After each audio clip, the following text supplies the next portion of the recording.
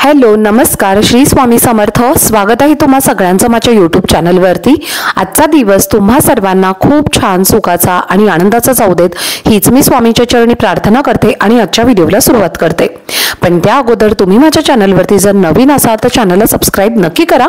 त्याचबरोबर कमेंटमध्ये श्री स्वामी समर्थ लिहायला अजिबात विसरू नका। आज 16 जानेवारी वार आहे मंगळवार आणि आज आहे किंक्रांत। याला आपण कर सुद्धा म्हणत असतो।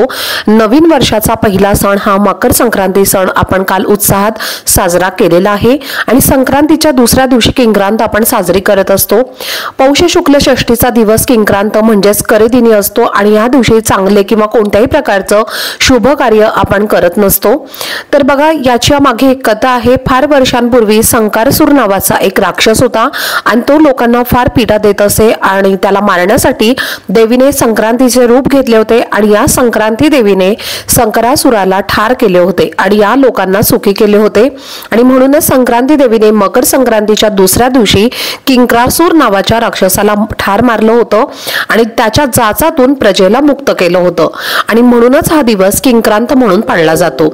पंचांगात सुद्धा हा दिवस करेदिनी म्हणून ओळखला जातो आणि हा दिवस शुभ कार्यासाठी चांगला नसतो असं म्हटलं जातं। तर किंक्रांत कशी साजरी केली जाते पहा। या किंक्रांतीच्या दिवशी स्त्रिया हळदी कुंकू करत असतात। या दिवशी स्त्रियांनी शेणात हात घालायचा नसतो। किंक्रांतीला म्हणजे भोगीच्या दिवशी केलेली भाकरी आपण राखून ठेवत असतो आणि ती शिळी भाकरी आपण आजच्या दिवशी खात असतो। केर कचरा काढण्यापूर्वी वेणी घालावी आणि असं सांगितलं जातं। तर दुपारी हळदी कुंकू आजच्या दिवशी करता येतं म्हणजे संध्याकाळी सुद्धा करता येतं।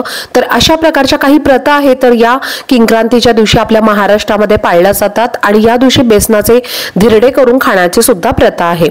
तर बघा दक्षिण भारतामध्ये सुद्धा किंक्रांतीचा दिवस मट्टम पोंगल असं सुद्धा म्हणून साजरा केला जातो आणि या दिवशी गाई बैलांना स्नान घालून त्यांच्या गळ्यामध्ये फुलांच्या माळा घातल्या जातात।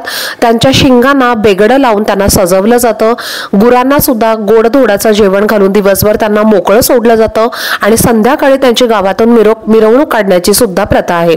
असे बरेच वेगवेगळ्या प्रथा आहेत तर त्या आपल्या महाराष्ट्रामध्ये साजऱ्या केल्या जातात। आजचा दिवस सांगितल्याप्रमाणे अशुभ दिवस मानला जातो आणि या दिवशी आपण आपल्या घरामध्ये जर किरकिर केली भांडणं केली तर वर्षभर तशाच प्रकारच्या भांडणं कटकटी आणि किरकिर आपल्या घरामध्ये चालत राहते। त्यामुळे चुकून सुद्धा आपल्याला या दिवशी आपल्या घरामध्ये कुठल्याही प्रकारचा वादविवाद अजिबात करायचा नाहीये। बाहेरची लोक असतील घरातली लोक असतील कोणासोबत सुद्धा वादविवाद करायचा नाहीये। आपल्या रागावरती आपल्याला नियंत्रण ठेवायचं आहे। त्यासोबतच आपल्याला शांत राहायचं आहे आणि यासोबतच आपल्याला सगळ्यांचं भलं व्हावं अशी सुद्धा भावना आपल्या मनामध्ये ठेवायची आहे।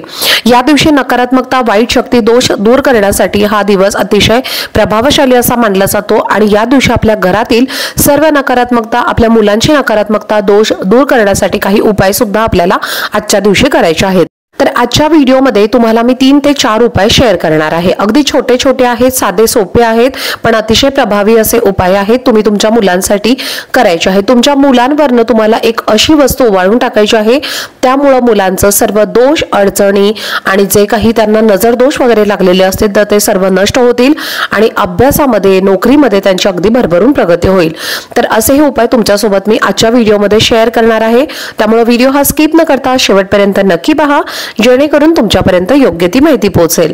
तर बघा ज्या प्रकारे आपण अमावस्येच्या दिवशी नकारात्मकता किंवा दोष दूर करण्यासाठी काही उपाय करत असतो अगदी त्याच प्रकारे आपल्याला आजच्या दिवशी सुद्धा आपल्या घरातली नकारात्मकता दोष मुलांचे दोष दूर करण्यासाठी उपाय करायचे असतात। तर त्यामुळे वर्षभर आपल्या मुलांना कुठल्याही प्रकारचे दोष राहत नाहीत। मुलांना जे सर्व दोष लागलेले आहेत तर ते सर्व निघून जातात। तुमची मुलं जर चिडचिड करत असतील हट्टीपणा करत असतील विनाकारण जर रडत असतील म्हणजे छोटी मुलं जी आहेत तर त्यांचं खाणं पिणं ते खात नसतील किंवा ते सतत आजारी पडत असतील तर अशा प्रकारच्या मुलांसाठी सुद्धा तुम्हाला हा उपाय करायचा आहे। त्याचप्रमाणे मोठ्या मुलांसाठी सुद्धा तुम्ही हा उपाय करू शकता। मोठ्या मुलांना सुद्धा जर वाईट नजर लागलेली असेल तर त्यांची सुद्धा तुम्हाला नजर काढायची आहे आणि हा उपाय करायचा आहे। त्यामुळे तुमच्या मुलांमध्ये नक्कीच बदल घडताना दिसून येईल। तर त्या प्रकारे बघा जर तुमच्या मुलांना नजर दोष लागलेले असतील, आता लहान मुलं आहेत त्यांना ती फार गोंडस वगैरे असतात, मग त्यांना लगेचच अगदी सहजपणे नजर ही लागत असते आणि सगळ्यांचं लक्ष हे त्यांच्याकडे आकर्षित होत असतं. मग ती कुटुंबातली व्यक्ती असतील किंवा बाहेरच्या व्यक्ती असतील तर त्यांची सुद्धा नजर आपल्या मुलांना लागत असते. तर अशा वेळेला तुम्हाला हा उपाय करायचा आहे. तर सगळ्यात पहिला उपाय जो आपल्याला करायचा आहे तो म्हणजे मोहरी घ्यायची आहे आपल्याला, त्यानंतर खडे मीठ घ्यायचं आहे आणि लाल मिरच्या घ्यायच्या आहेत. अतिशय सोपा असा उपाय आहे. बऱ्याच घरांमध्ये हा उपाय केला सुद्धा जात असेल. तर मग तुम्हाला काय करायचं आहे बघा, थोडंसं खडे मीठ घ्यायचं आहे, त्यानंतर थोडीशी पिवळी मोहरी घ्यायची आहे आणि काळी मोहरी तुम्ही घ्यायची आहे. पिवळी मोहरी नसेल तर काळी मोहरी घेतली तरीही चालेल, जी मोहरी तुमच्याकडे आहे ती तुम्हाला घ्यायची आहे.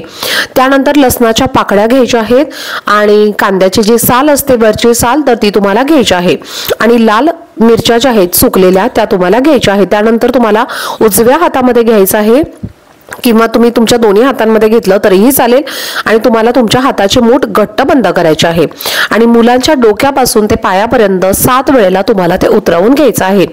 त्यानंतर तुम्हाला हे एका ज्या ठिकाणी ज्या भांड्यामध्ये तुम्ही कापूर जाळता तर त्या कापराच्या भांड्यामध्ये तुम्हाला हे जाळून टाकायचं आहे कापुरासोबत. आता तुमच्याकडे जर चूल असेल तर चुलीवरती सुद्धा तुम्ही हे चाळू शकता. अतिशय प्रभावशाली असा हा उपाय आहे. त्यामुळे तुमच्या मुलांचे जे काही नजरदोष असेल, मुलांना काही नकारात्मकता त्यांच्यामध्ये असेल तर ती संपूर्णपणे यामुळे दूर होत असते. आता यानंतर दुसरा उपाय जो मी तुम्हाला सांगणार आहे तर त्यासाठी फक्त तुम्हाला एक मूठभर मीठ घ्यायचं आहे. खडे मीठ शक्यतो करून घेण्याचा प्रयत्न करा या उपायासाठी. मीठ घेऊन तुम्हाला काय करायचं आहे, तुमच्या मुलांच्या डोक्यापासून खाली पायापर्यंत 7 वेळेला तुम्हाला फिरवायचं आहे. ज्याप्रमाणे आपला घड्याळाचा काटा फिरतो अगदी त्याचप्रमाणे तुम्हाला 7 वेळेला तुमच्या मुलांवरनं हे फिरवायचं आहे. त्यानंतर ते तुम्हाला वाहत्या पाण्यात सोडायचं आहे. आता वाहत्या पाण्यात जर तुम्हाला सोडणं शक्य नसेल तर मग तुम्ही तुमच्या बेसिनमध्ये सुद्धा हे टाकून दिलं तरीही चालेल.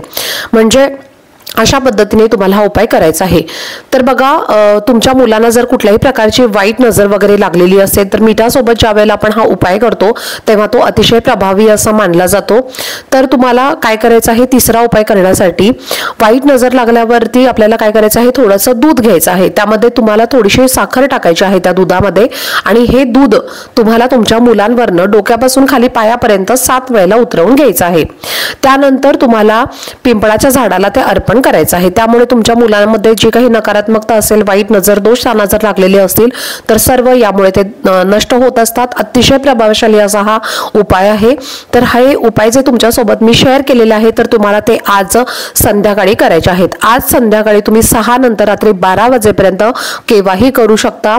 कारण कुठल्याही प्रकारचे जे उतारे आहेत तर ते आपण कायम संध्याकाळच्या वेळेमध्ये करायचे असतात, सकाळच्या वेळेमध्ये करायचे नसतात. सकाळी दिवस हा चढत असतो तर उतारे जे आहेत तर ते दिवस उतरत असताना केले जातात. त्यामुळे आपल्याला संध्याकाळी 6 नंतर रात्री 12 वाजेपर्यंत तुम्हाला जेव्हा वेळ मिळेल तेव्हा तुम्ही हा उपाय करायचा आहे. नक्कीच करून बघा. त्यामुळे तुम्हाला वर्षभर तुमच्या मुलांमध्ये झालेला बदल हा दिसून येईल.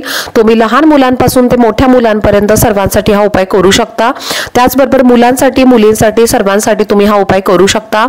तुमची मुलं जी आहेत तर ती नोकरी करणारी सुद्धा असतील तरी सुद्धा त्यांच्यासाठी तुम्ही हा उपाय करू शकता.